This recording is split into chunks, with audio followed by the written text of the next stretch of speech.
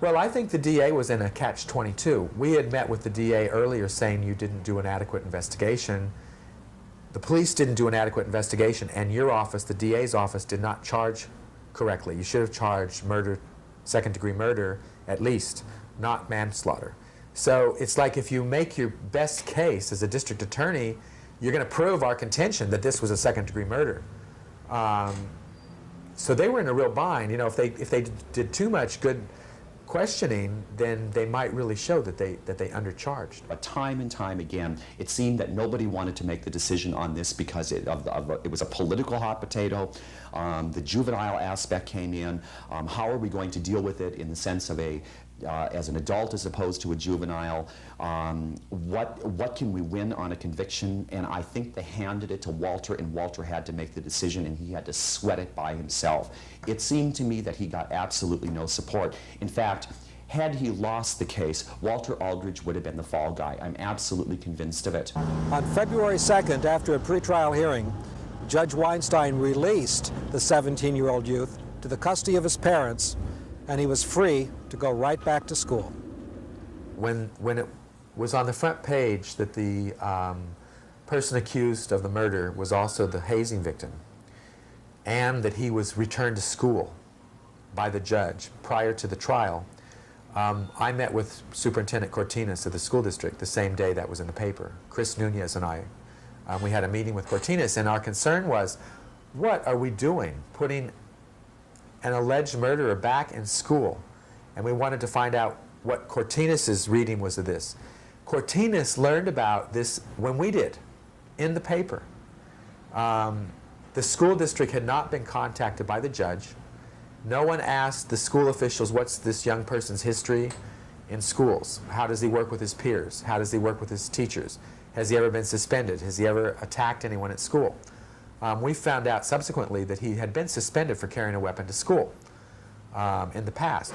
They did not know that when they returned him to school. In other words, the judge, in my opinion, was not treating this seriously.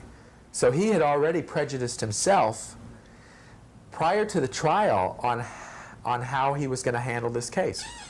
I think that's real important. In other words, the judge went into the trial already soft-pedaling the seriousness of what had happened. The district attorney went into the trial already soft-pedaling by charging it with manslaughter. And the police went into this thing also having undercharged it. So we had all three levels of the system breaking down.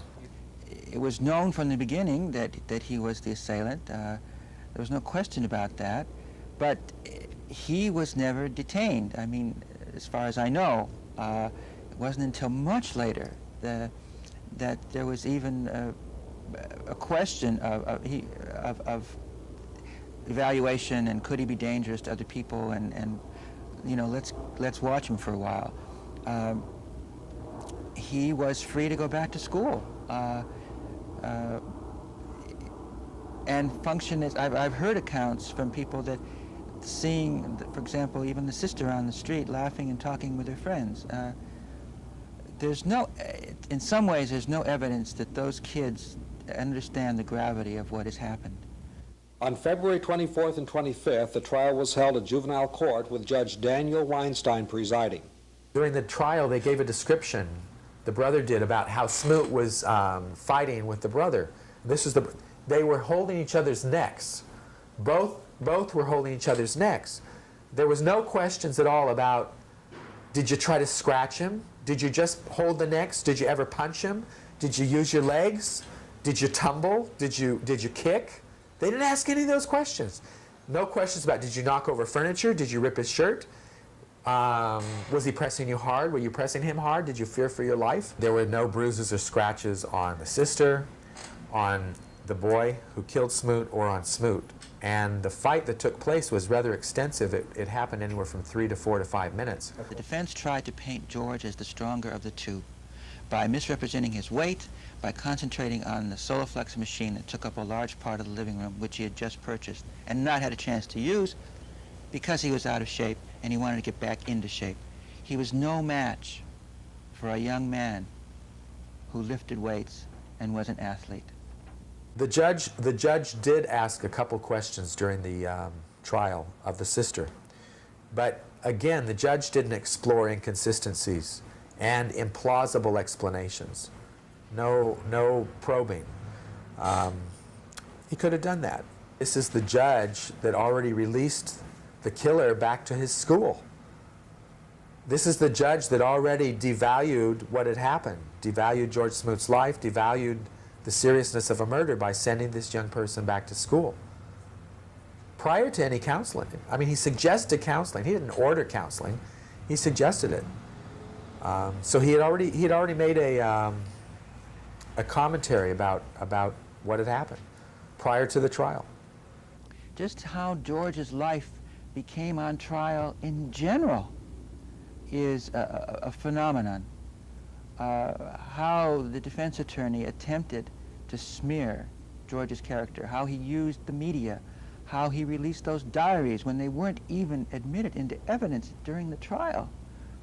It has had many cloak and dagger aspects to it.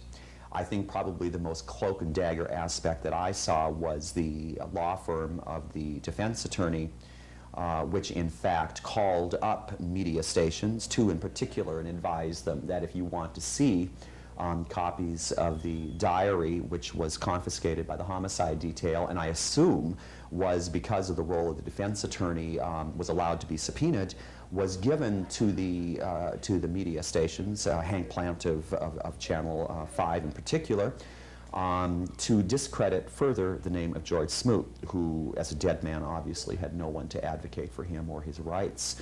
That was a pathetic gesture in my role as an advocate, both for this community and for the family. I have filed a complaint with the State Bar Association. Hank Plant, as a matter of fact, was the one who discovered that the person who had handed him the diary and ran away was in fact employed by the defense attorney Burris, and was filmed. Followed him into the building, went up to the elevator, turned his camera crew on, and they observed him there. And of course, he admitted at that point that he was employed by Mr. Burris. It's my understanding that Mr. Burris stated now that he has absolutely had no knowledge that this was being done.